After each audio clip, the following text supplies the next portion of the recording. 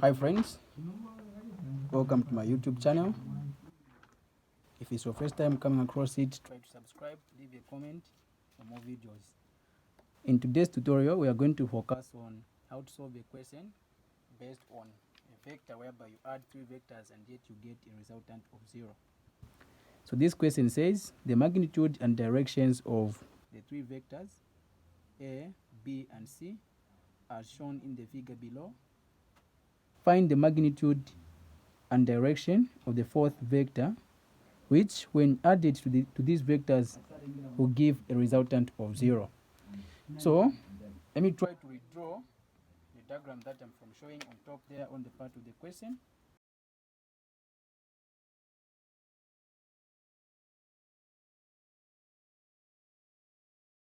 Alright, so based on this diagram, it illustrates three vectors that are given already based on itself. And we have a fourth vector of which if you add to whichever side, you understand that we are going to get a resultant of 0. We don't exactly know where the position or rather the direction of that same vector is going to be. And yet, the moment you add that same vector to these three vectors, you have to get a resultant of 0. So we have to illustrate this based on their actual angles for us to know how we are going to add the fourth vector.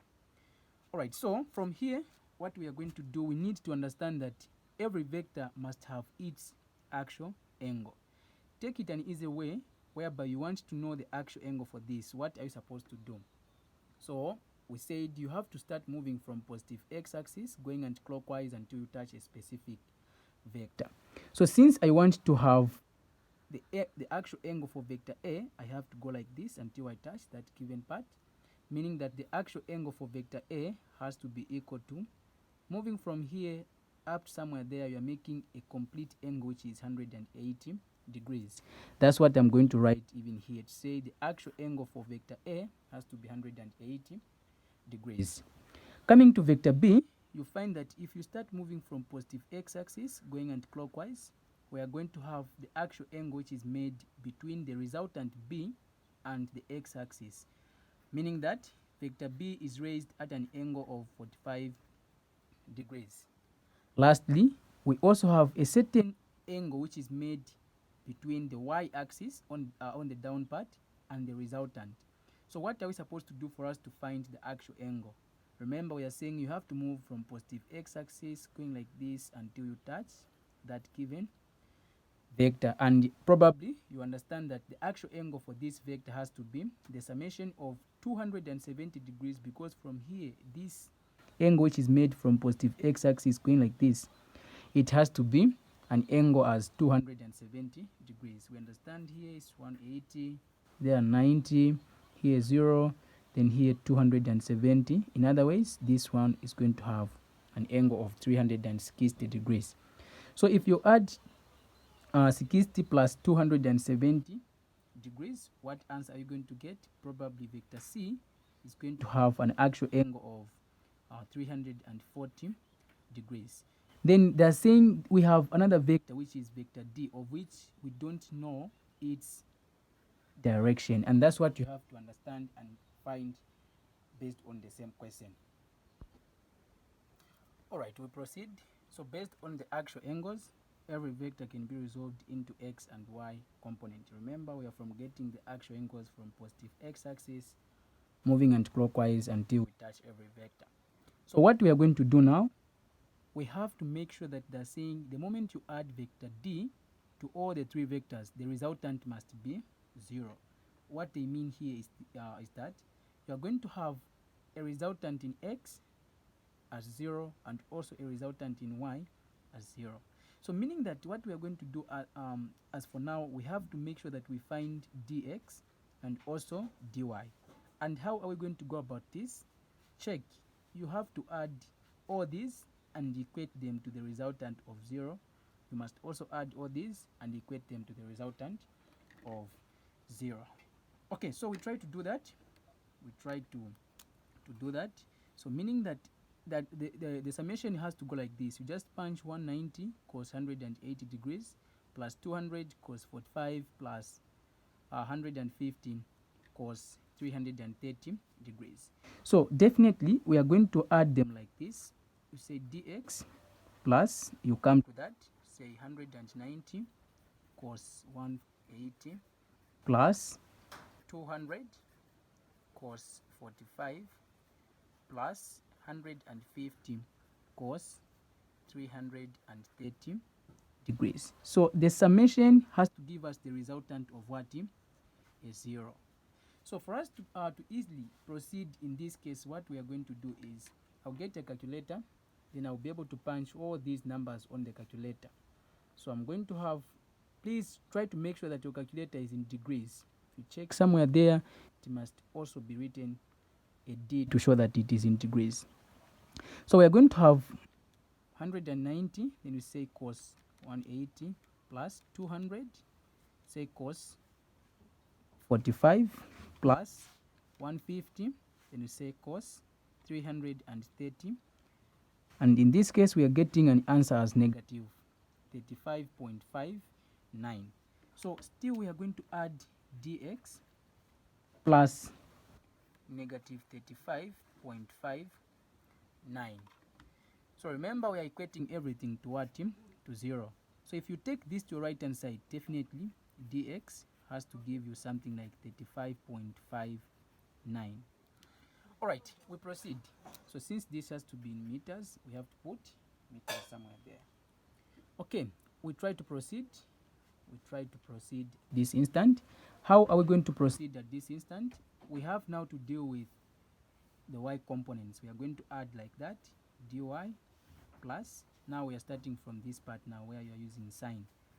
So we are going to have sine 180 plus 200 sine 45 plus 150 sine 330. You must also equate everything to 0. Remember, the resultant is equal to 0, meaning that even its components are supposed to be equated to 0. Then you have to find dx and also dy on those two specific positions. So dy, it has to be added with what you are going to get once you say 190 sine 180 plus 200 sine 45 plus 150 sine 330 degrees. And here we are getting 66.42 meters. On the part of this part, we are having 66.42. You must also equate this to 0, meaning that dy has to be equated to, or it has to be equal to negative 66.42 meters. So these are what we call the resultants for vector d, both in y and x. Now the thing is, what are we supposed to do for us to get the magnitude of the same vector? What are we supposed to do for us to get the magnitude of the same vector? Okay, so if we try to get back a bit, we are going to understand that d has to be equated to dx plus dy. And how do you get the magnitude of d? A simple thing. Suppose we have a vector raised at a given angle, it has something like this, then this is my resultant. If you want to get the resultant, you must know Rx, which is going to be R cos theta, then Ry.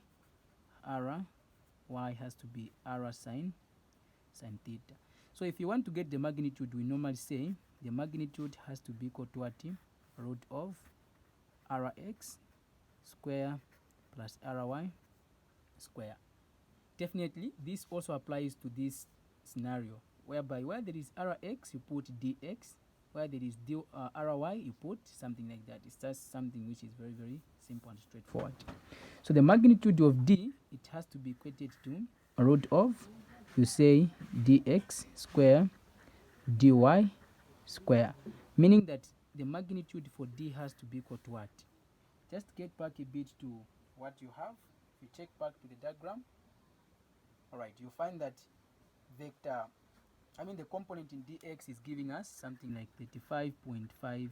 You square this plus, then for dy, it has to give you something like negative 66.42. You close, then you square. So meaning that the magnitude for vector D has to be equated to something like this. We'll say open bracket 35.59, I'll close, square, plus negative 66.42, I'll close, I'll square also. Then you say square root of the answer, we are getting 75.4 meters. We are getting 75.4 meters as the magnitude of vector D. As the magnitude of vector D. It's not the resultant, but we are talking about the same vector, fourth vector, which is D.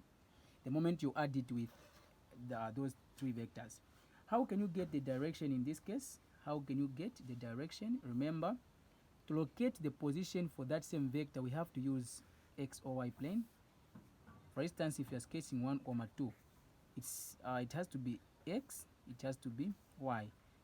In other ways, you can say this is going to be rx or ry. So since we're using d, meaning that this can just be taken as what? Dx, and then this one will be dy. So the way we are going to plot the coordinates here, it will be the same thing we are going to do if you want to plot the coordinates on part of what? The vectors. X is having 35.59, meaning that it has to be located in the part of what? Positive. Then y, it has a negative, which is negative 66.42. It must be located on the part of a negative. So where these two they are going to intersect, that's where you have to locate your what? Your resultant, meaning that our resultant is going to be located in the fourth quadrant. So you must know first of all the angle which is made between the x-axis and the resultant. This is where now you formulate something like a triangle, which is going to be like this. And always x-axis is considered as the adjacent. Then this one has to be the opposite to the angle you're going to make somewhere here. So this angle will make it as my I mean theta 1. Then for you to get the actual angle, you have to move from positive x-axis until you come to that given point. Then your theta is going to be equal to what?